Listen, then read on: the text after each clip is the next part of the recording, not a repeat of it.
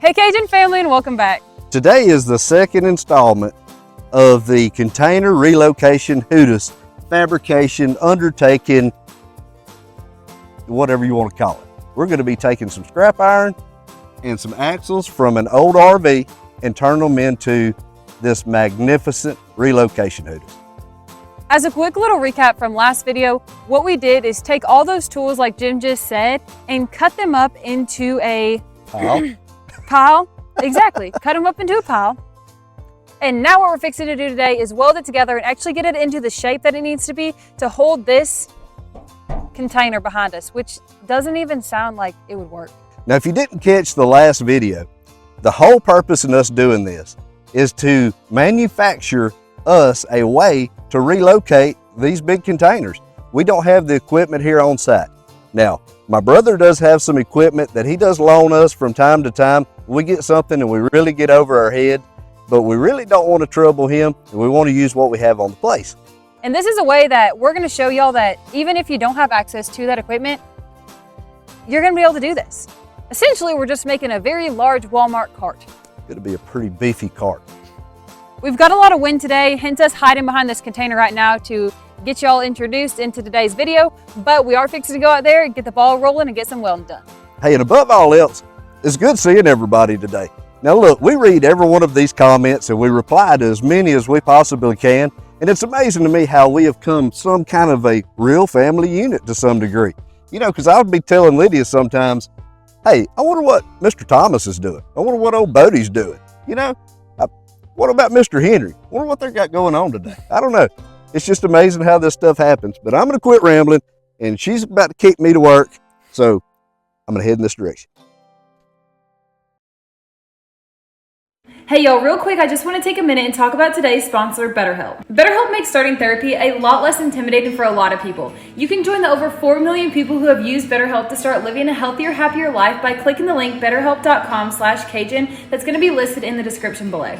BetterHelp lets you have therapy sessions as a phone call, a video chat, or even messaging, whatever's the most comfortable for you. BetterHelp can match you to one of over 30,000 therapists that's in their network based on your preferences, your needs, and your location, which gives you access to a wider range of expertise that may not be available in your city. To get started, you just have to fill out a questionnaire that asks you questions about what challenges you're going through and what kind of therapy you'd like, and then BetterHelp matches you to one of those therapists. You'll be matched with a therapist in most cases within 48 hours. You can schedule those therapy sessions at a convenient time for you. If you feel like your therapist is not a great fit, you can switch therapists with just a click of a button in your settings at no additional cost. This is a favorite feature for many people because they don't feel the need to break up with their therapist and start the search all over for a new one. By clicking the link betterhelp.com/Cajun, it helps support this channel, and you also get 10% off of your first month of BetterHelp, so you can connect with your therapist and see if it helps you. Thank you, BetterHelp, for sponsoring this video. Now, we already had both ends of the axle slid into this extension pipe that we've cut, but now we're going to level these shoes. Now, these would have actually been on the bottom of the axle, and the U-bolts would have went over the top of the axle to bolt through the plate at the bottom. For those of us, me included, that don't understand that, that means that this flat plate on top of here, on part of this axle, would have been facing the ground whenever these were connected to the truck that they were originally on, right? Well, yeah, that's what I said.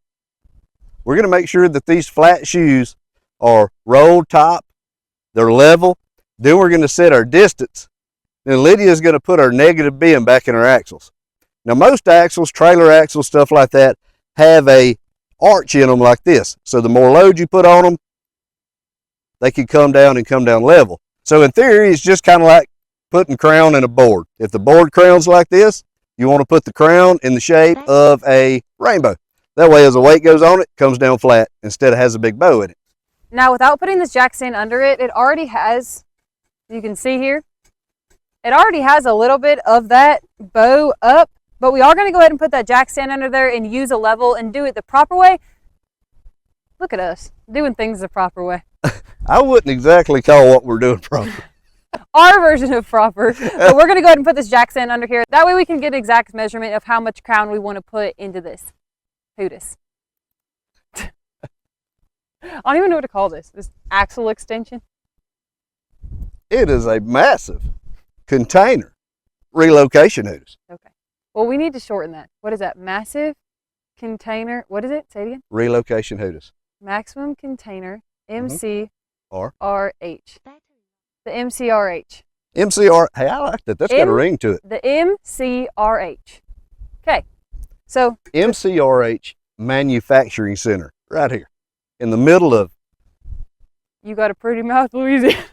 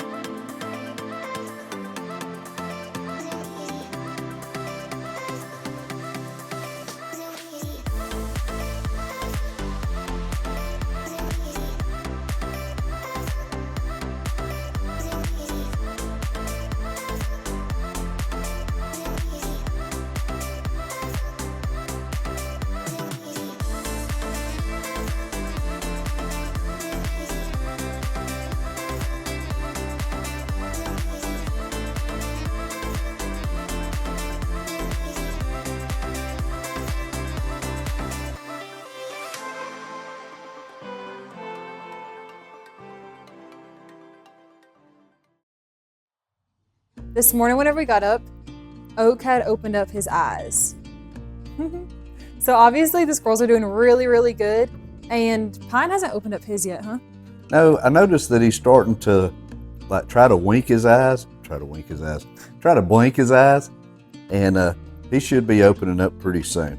But it's crazy to see the difference in their personalities already. Two squirrels, but completely different little individual things, you know? I think that they're officially almost 4 weeks now, aren't they? They should be. They should be. Okay, so they're about 4 weeks now. Whenever we got them, they were 3.5 weeks. And in this short amount of time, they've put on so much weight and got a lot healthier. Well, as bad as we hate to put our little squirrel friends down, we have got to get back outside and get back to work on this container dolly hootis. Now, we have an acronym for that I can't remember at this point in time. We'll have to come back with you on that. Yesterday, we were able to get the axles completed and welded out. Now, somebody still thinks that their welding is better than mine. Could be. Y'all be the judge of that. But whichever one looks the best really doesn't matter as long as it holds. You know what I mean? Okay, I will say that if I could be compared to anybody's welding, I would be honored to be compared to yours.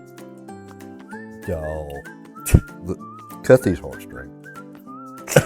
Today we're going to get outside and we're going to start framing up for the shape that this is going to end up being, because it should end up looking like a rectangle. There are a couple things that we got to keep into consideration, like she said.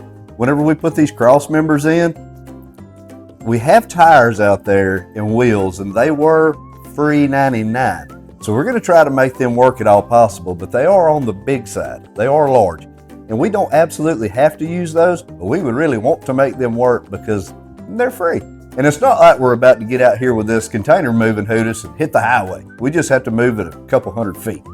Right, and what he means by that is that the tires might be too big where they might rub on part of that frame that we're building, or even rub on the containers themselves. So we'll just have to assess that whenever we get there. We did measure, and it looked like it was going to be pretty close, but maybe pretty close is going to be able to get us by. So fingers crossed. Yeah, we've got it down to within 1/4 of an inch, and that's about the max that we could get that spread out, and then for our rail pieces still to make sense.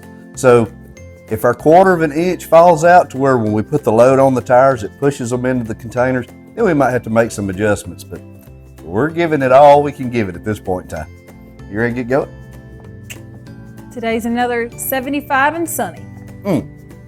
I could use about 300 more of them.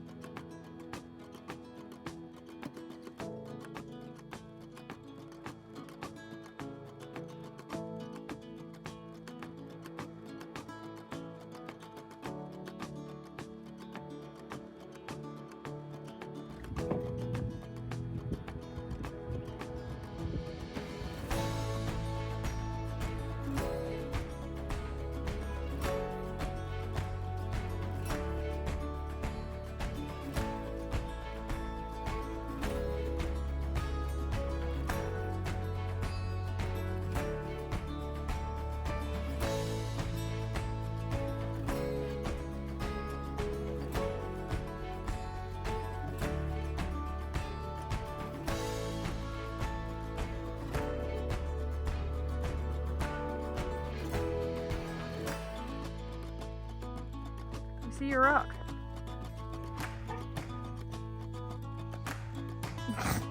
They're too big. Is your rock heavy? Yes. Oh, just put it down. Good job. Dirty. We got these axles sitting in the jack stands. Now we got to make sure that one's not that way further than the other, you know, kind of like a parallelogram kind of thing going on. we need to set them up like there's an imaginary perfect rectangle here. Of course, there's really nothing perfect about these, but we're trying to get it as close as possible. Now, remember those big tires we was talking about earlier? Me and Lydia measured from center to center, and with those wheels touching, they're 33.5. So we're gonna try to push it out and save as much material as we can, but we want to at least try to make them 35.5 inches or so. That way, if the weight comes down and the tires do bag a little, they're not rubbing up against one another. I don't think that'll be an issue, but I don't want to be worried about it or concerned. Jim checked the measurements on this piece of angle iron that we have, and we have a lot more than we intended. So to keep on the safe side, I think we're gonna go about 40 inches instead of that 35 and just give us a little bit more wiggle room.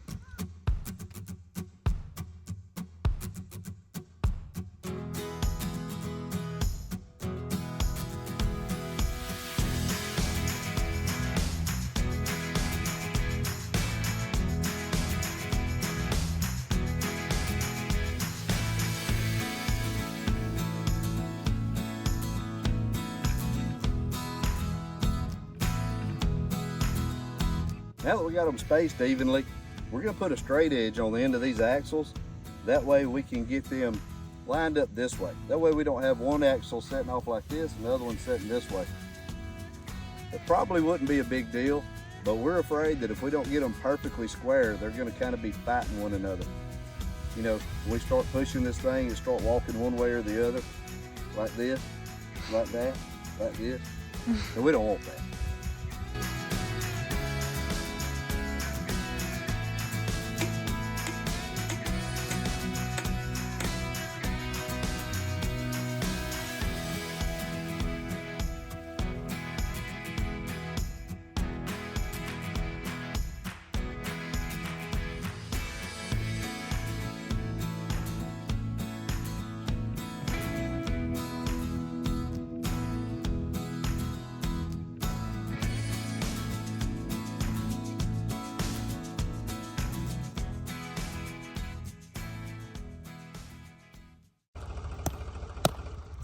Yes!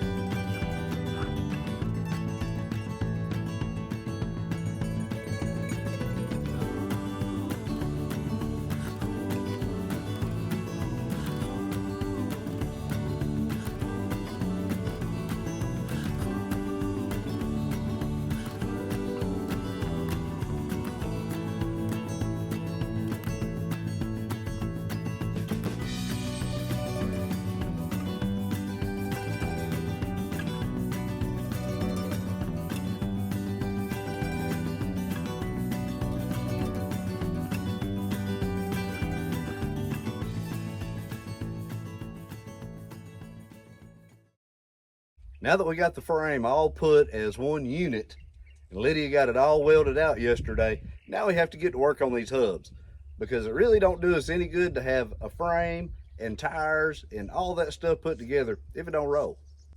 Yeah, Lad went through and was testing them this morning, and 3 of the 4 are turning and 1 is kind of locked up. So we're gonna have to assess that situation and see what we can do about that. It doesn't work.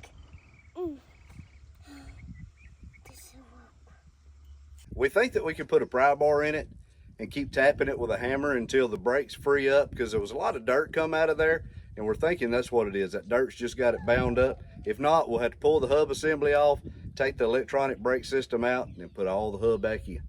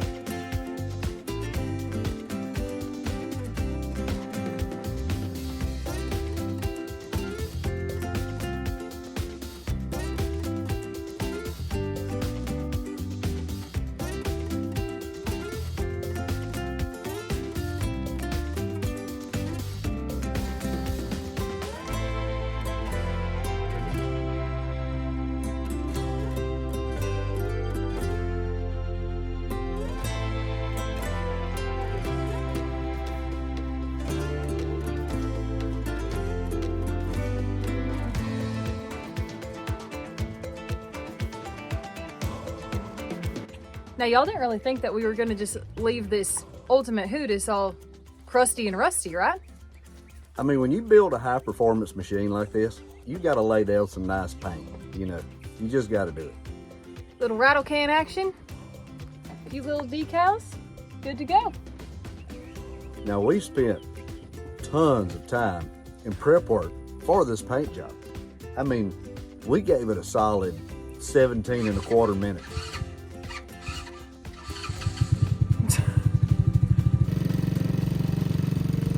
So anywho, a few little rattle cans here and there, and This is going to be a pristine Hootis. the most expensive part of this whole entire process is probably gonna be the spray paint. Probably so. Just like, I think it was Henry Ford that said, if you're wondering what color we're going to paint this, you can paint your Hootis any color you want, as long as it's black. Because Henry Ford used the word Hootis before we did? Is that what you're trying to tell me? I really don't want to say that because he honestly did come up with the ultimate Hootis. Maybe ours was like the second to best ultimate Hootis. I don't know. What do you think? That's fair.